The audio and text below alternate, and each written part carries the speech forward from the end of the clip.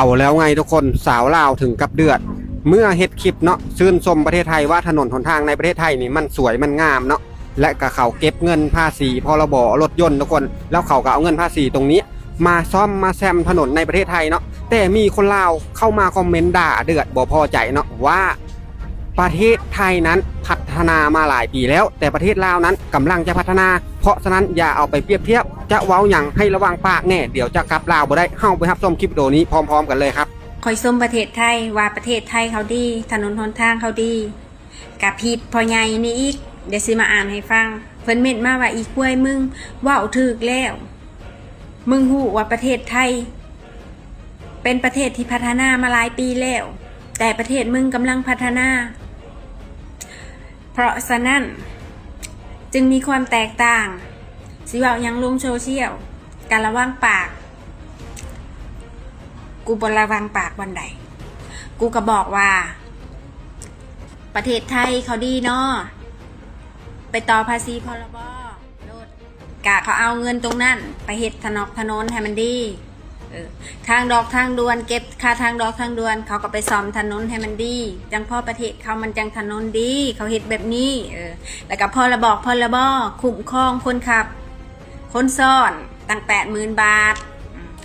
กับพิษเพิ่นอีกแต่คนไทยเขากับบอกว่าคอยท่านบอกว่าอันนี้ความหูใหม่ของคอยเด้อเพราะคอยบอกเคยหูคอยหากะหูคอยว่าซัมนี่พิษเพิ่นบอกว่าประเทศเพิ่นกำลังพัฒนาจากโมงแถวบ้านซอกลีกน้อยๆทางเข้าไปนั่นหมู่บ้านเขาเฮ็ดกันเองชาวบ้านเขาซอยกันเฮ็ดขุดกันสิตายคอยในเมื่อก่อนก็ยังไปขุดบ้านคอยมันอยู่ข้างนอกเนาะไปขุดสู่คอยไปขุดกันซอยกันแถวบ้านรวมเพลงรวมใจกัน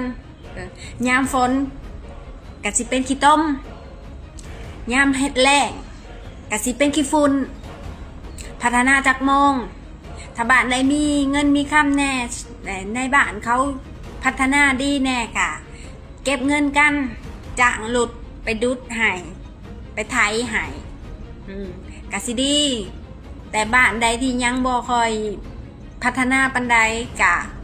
ร่วมแรงร่วมใจกันขุดเจ้าพัฒนาจากโมเป็นได้ไหนครับทุกคนหลังจากที่เราฟังคลิปวิดีโอของหญิงสาวคนนี้จบไปแล้วมีความคิดเห็นกันได้ไหนเนาะลองคอมเมนต์มาให้เหลียวอ่านเด้อทุกคนก็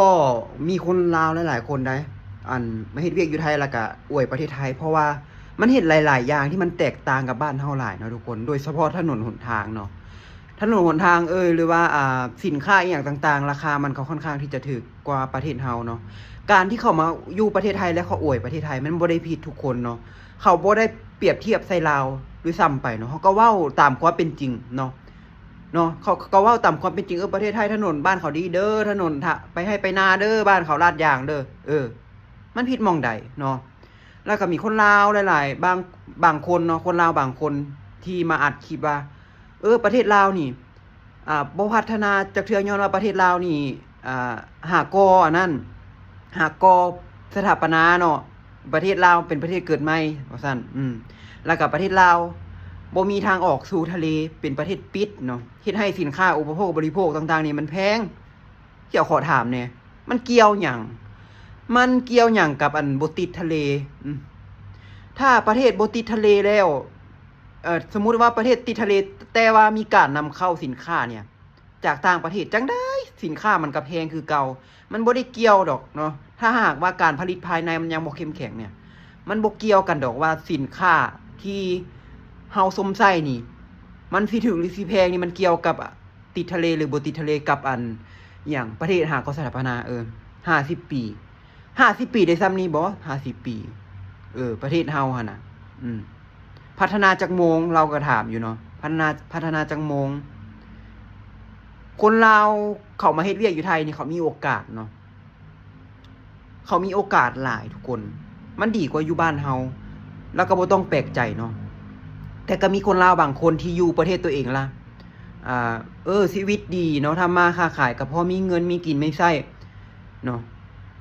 มันก็มีหั่นแหละเนาะเจ้าแต่มันก็ส่วนหน่อยคนลาวส่วนหน่อยที่จะได้ดีแบบเจ้าเนาะมันน้อยแฮงเนาะทุกคน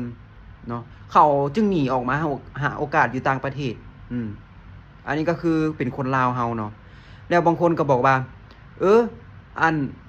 คนค่อยนี่ในค่อยอยู่ลาวค่อยคือบ่จำเป็นต้องไปต่างประเทศ เอ้า เจ้าก็